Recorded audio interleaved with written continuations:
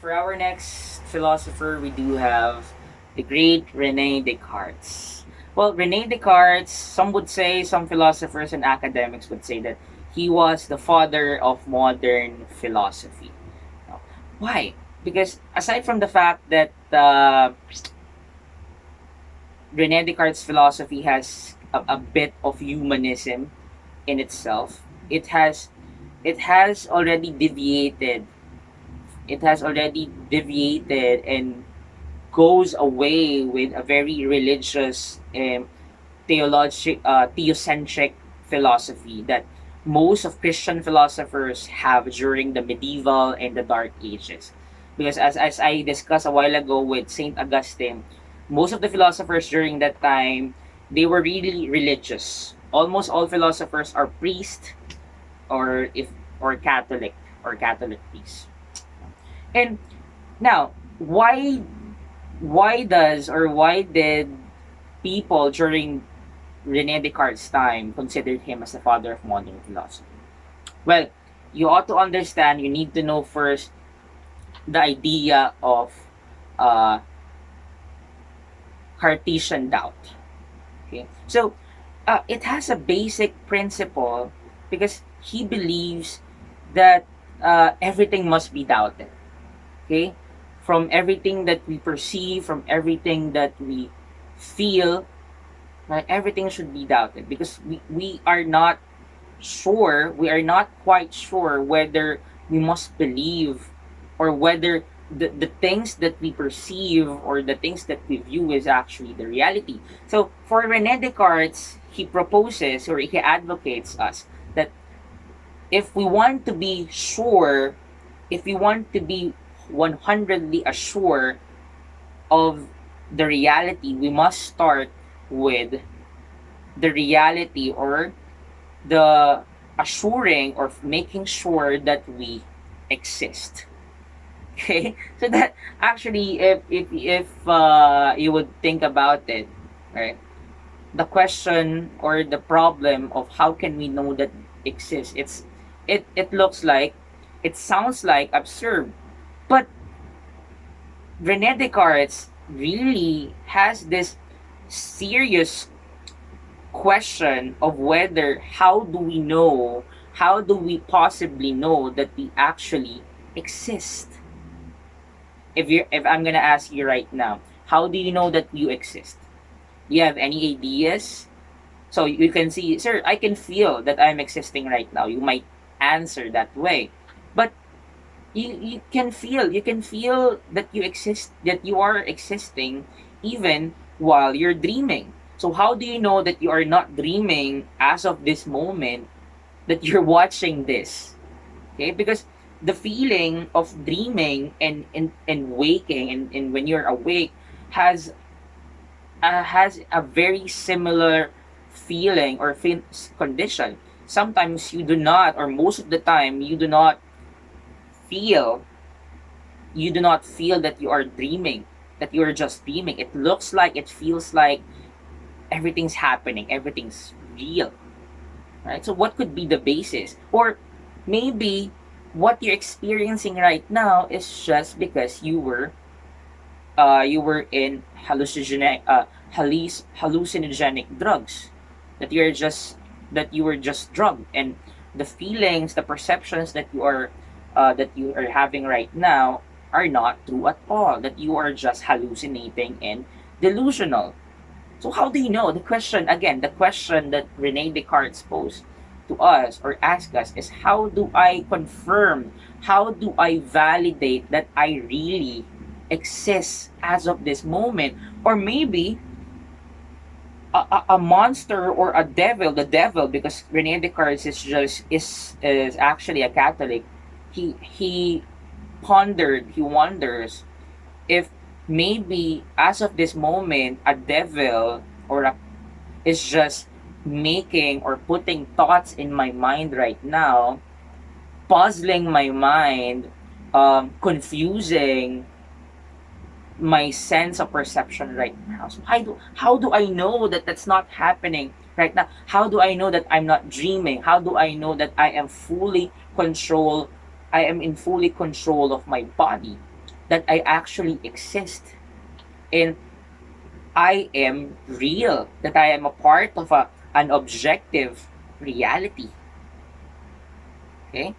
So for the first time in history, in the philosophical and scientific history, Descartes asked that particular question. Well, there are other philosophers. Actually, there are other philosophers that has that kind of question, that kind of line of questioning. But Rene Descartes hit the bullseye. Rene Descartes has framed the question very well and in particularity. Okay, are you thinking right now? Are you trying to answer that question of how do you know that you exist? Okay, I would give you a few seconds. Maybe you could come up with the answer to that. Okay. All right. So just stick with your answer. Now here's the answer. Rene Descartes coined one of the famous ideas in philosophy ever since. Cogito ergo sum. I think, therefore I am. So what does that mean? What does that mean? That idea was actually very revolutionary during the time. It alters, it it dismantles and decimates a lot of our preconceptions and misconceptions about humans. Okay? So for Rene Descartes, he believes that we actually exist. The mere fact that we are thinking and that we are doubting our existence. Because the moment and the experience of doubting itself, you know that you exist. You could be dreaming right now. You could be, you could be fooled, or you could be manipulated by a devil or by some sort of a creature or identity. But the fact alone that you are doubting, that you are thinking against it, is the fact that you exist. And no one can take that away from you. Okay? So from that moment, from that process, from that certain ground, Rene Descartes started. That's the basis, or that's the foundation of Rene Descartes' ideas. Okay, now that we are sure of our existence, we could already navigate and we could already try to understand the reality in the world that surrounds us and that encompasses us. So just like Socrates and Plato, Rene Descartes is a rationalist. He strongly believes that we could only arrive and acquire knowledge through reason and through logic. Though he does not set aside the importance of sense perception and experience, but for for Rene Descartes, uh, reason alone could get knowledge. So, as a rationalist, that's what he believes. Now, aside from that, I do want to focus on the mind-body philosophy of Rene Descartes. Just like Plato, he believes that the self is composed of the immaterial and the material self, the soul and the body. Okay? So, the question there, the common question there is, how does the soul that is completely immaterial can connect and can interact with something that is physical or material? And the answer for that is because there is a God. So that's the supposition of Rene Descartes.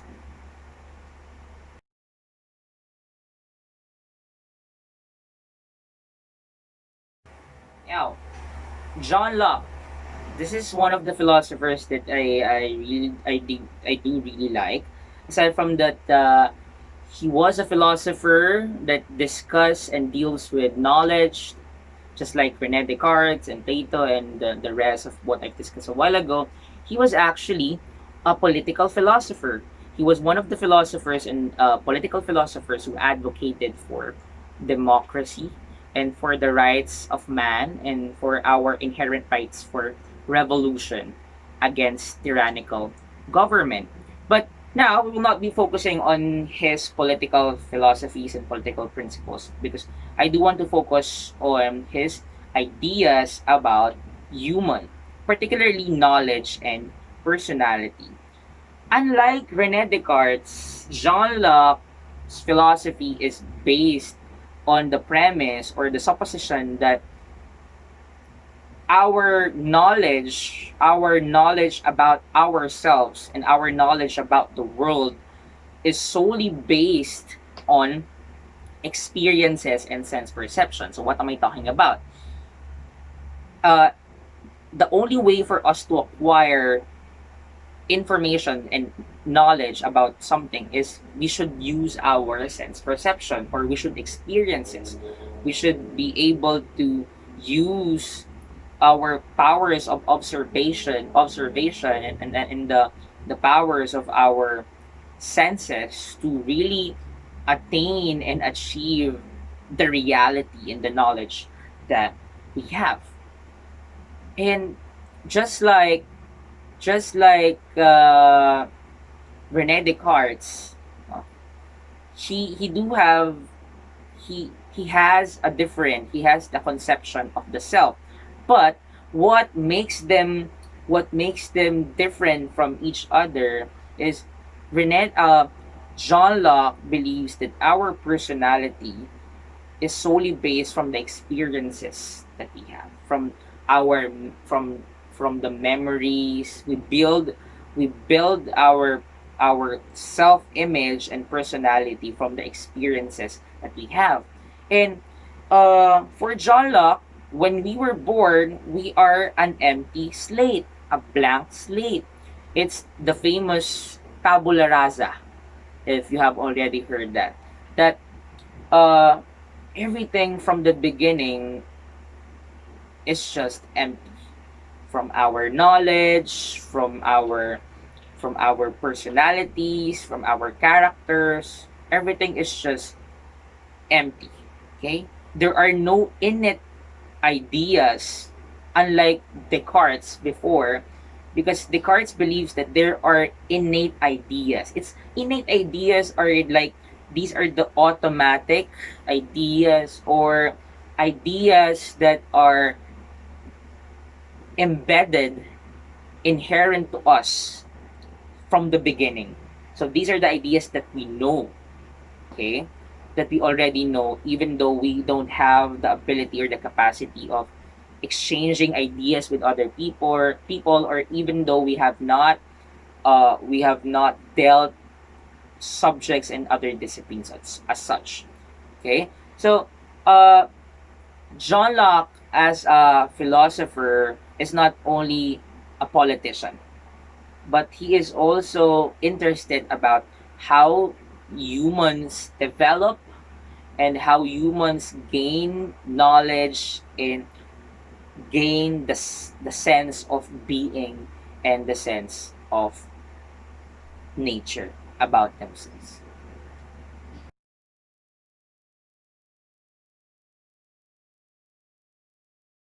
For our sixth philosopher is we do have David Hume.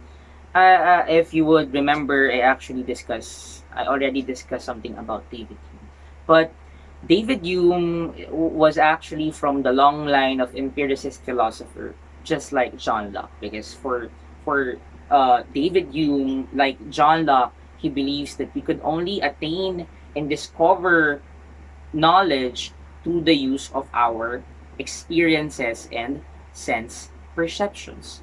And our sense perceptions or our impressions of an object or from the experience that we have is much more stronger and much more it has more impact than the mere ideas, because impressions, no, these impressions are our experience of what is an object, or what is, or our experience about something.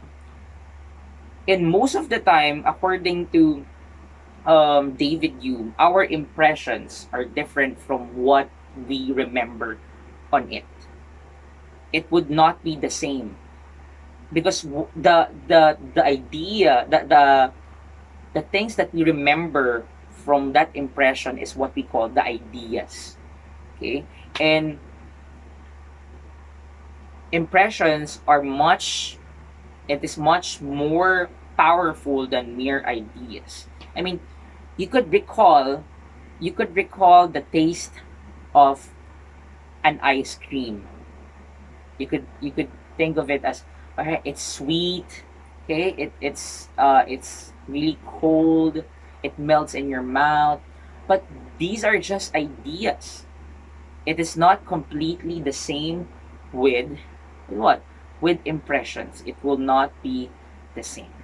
Now, just like what I've told you last time that we discussed, the identity, the idea of identity, David Hume does not believe on the concept of self, because every affiliations and every attributes that we coin and that we label on ourselves, personality, characteristics, and behavior, is just temporary.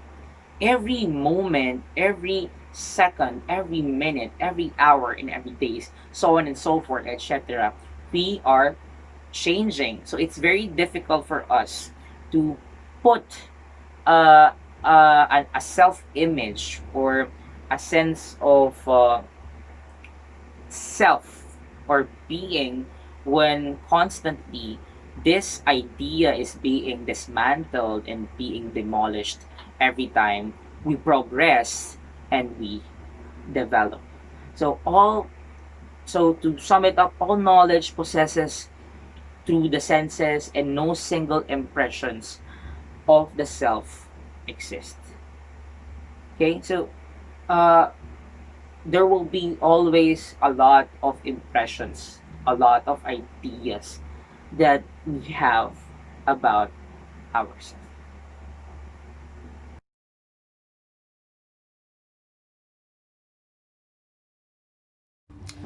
Now, for the last philosopher that I'm going to discuss for this video lecture, we do have Immanuel Kant. Now, Immanuel Kant has a diverse fields that he is actually dealing with, or that he has a lots of interests, including, there is, just like Rene Descartes and John Locke, Immanuel Kant was really fascinated, and he was preoccupied with the questions of epistemology. So, as you all know, epistemology is one of the major branches of philosophy that deals with everything that we want to know about knowledge. So that includes, how can we arrive, or how can we attain knowledge, or what are the process, or what is the process that is being undergone for us to achieve or discover knowledge, and what can be considered as knowledge, or what can be considered as true, and how can we get there, right?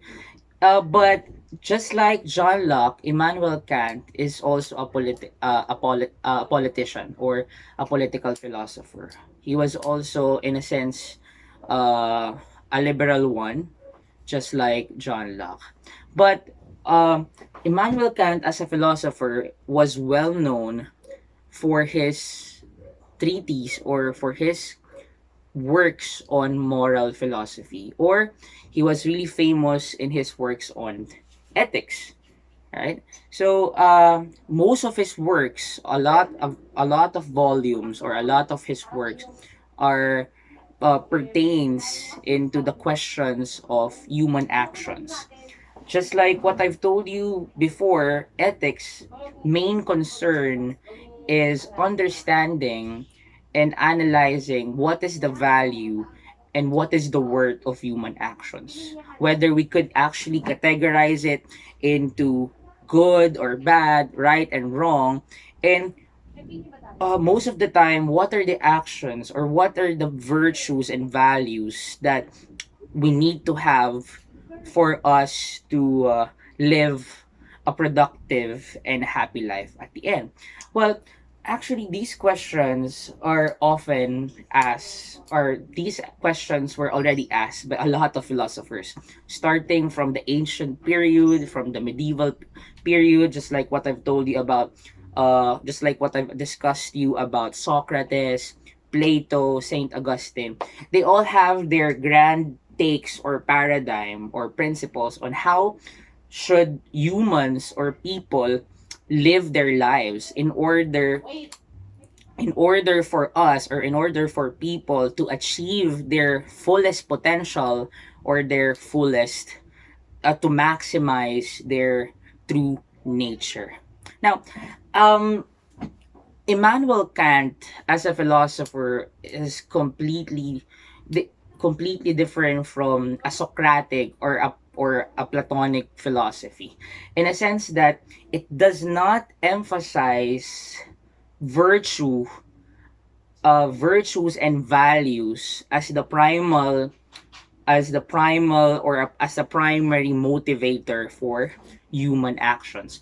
Unlike Socrates, Aristotle, and Plato, they really value a group or sets of virtues and values that we should abide and that we should follow in order for us to have a good life, and in order for us to behave in a way that is actually acceptable by other people. Thus, Immanuel Kant proposes a completely different way or framework of philosophy, or in trying to understand human actions and what motivates and what drives human actions. Okay. So furthermore, for Immanuel Kant, the primary motivator, or what drives human actions, is none other than reason. Okay? Uh, the influence of Immanuel Kant would span even in Hegel's, even in uh, other liberal democratic philosophers. But Immanuel Kant was really influential with Hegel's, because both Hegel's, both Friedrich Hegel's and Immanuel Kant really emphasize reason. He said that actions, human behaviors, and human actions should always be motivated and driven not by emotions, not by sets of values, but by reason alone. And only through reason, through the utilization of our reason and logic, we could achieve the primacy and the pinnacle of human behavior. So what am I talking? What do I mean by that? What do I mean by these precepts and suppositions? Well, you need to understand two things, okay, about this philosophy.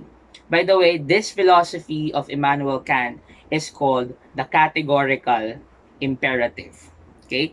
This philosophy is based on the outcome not in the outcome or the consequences of human actions, just like what the utilitarians are saying or proposing, but it is founded on the intentions of a person. Okay, so the first tenet, or the one of the first tenet of the categorical imperative of Immanuel Kant, is none other than we should always act within a maxim, or within a general principle or idea that is always and absolutely acceptable universally.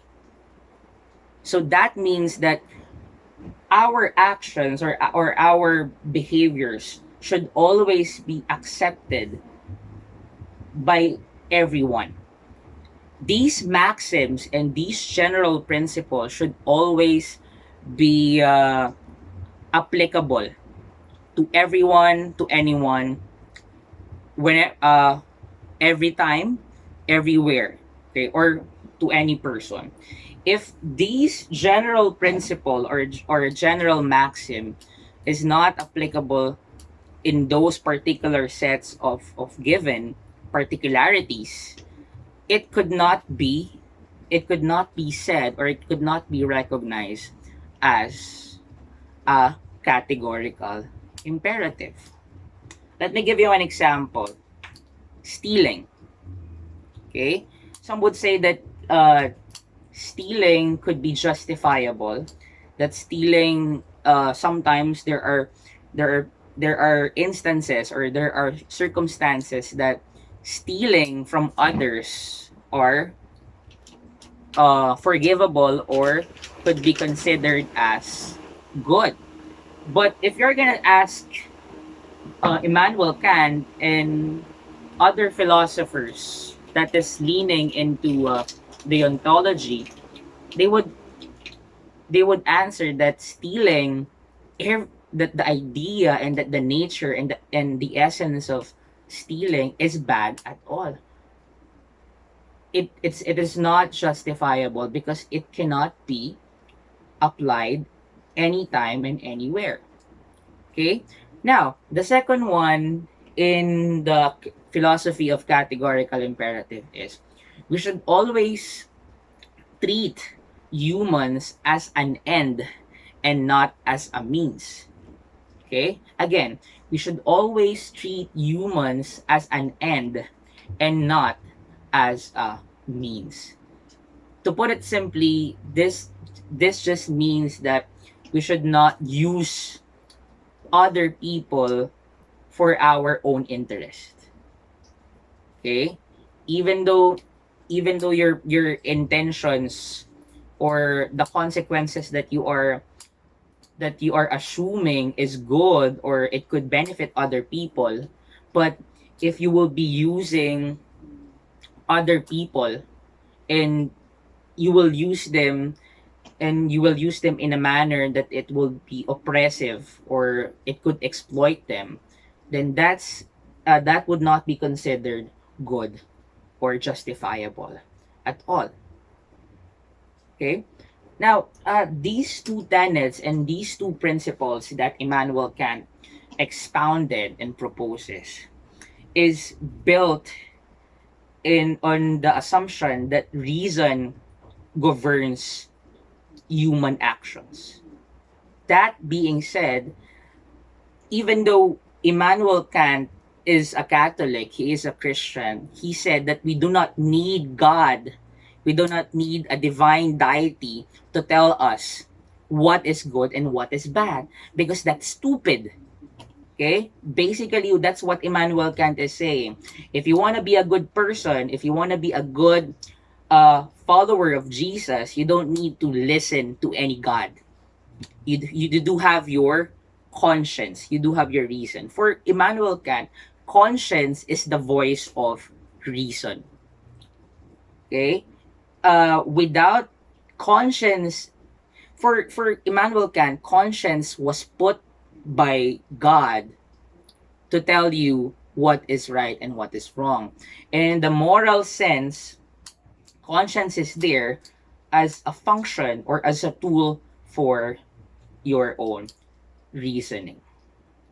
So that being said, Immanuel Kant has actually revolutionizes a lot of things, a lot of our misconceptions, conceptions, and understanding about philosophy and about ethics. Because during that time, there are two warring and there are two combating philosophies. There is the utilitarianism, the consequentialist, and the the deontologist. Okay, and aside from the fact that Immanuel Kant was really good, he was a very influential person in the ethical questions and ethical inquiry. he is an influencer, or he was really an influential person when it comes to the questions and inquiry of epistemology in political philosophy. That will be discussed maybe on another lesson. Okay, so in all, Immanuel Kant needs to be perceived and needs to be recognized as a person or as a philosopher that changes the course of history and changes the philosophical world that we live in. Okay, now, um what's the point? What's the reason? What's the point of discussing every philosophers that I have lectured and that I have expounded and I elaborated from the first? Hmm? I want you to ponder, I want you to contemplate with that question, class. Because without really um, answering those questions, we could not move forward. Everything that I have talked about, everything that I've told you from the very beginning would be idle and would be meaningless. Hmm? So what's the importance of philosophy? What's the importance of philosophy in our quest and in our journey of understanding the self? That's the question. Okay? It just shows us, maybe it just shows us that humans has the capacity and has the ability and has the desire and the demand, the urge to thrive and try to unlock and unravel the truth about himself. And from all the things that I've discussed a while ago, from Socrates, Plato, to Saint Augustine, Immanuel Kant, John Locke, David Hume, no?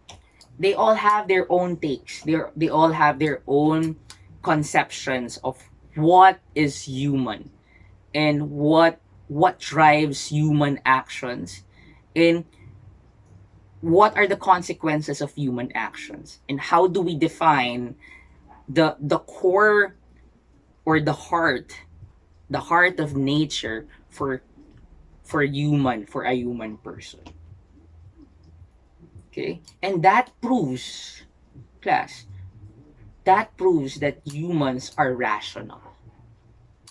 Okay, that's the point. Humans are rational.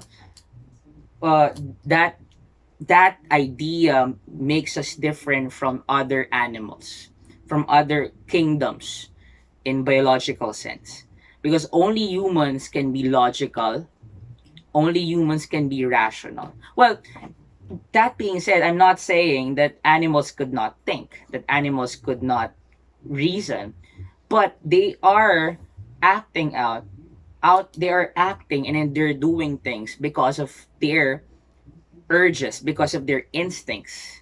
While on the other hand, humans are being rational, they're being logical, not because we need to survive. It is because we want it and we will it. And it's because of our own volition that we want to gain knowledge and wisdom. You just have to look at everything. You just have to look at everything that surrounds you right now. And you would be amazed and you will be astonished about the grandeur, about the flamboyance of the world that we have created. And that shows that humans are built to be rational. It is our human nature to be magnificent and to be great because we are a philosophical entity and person.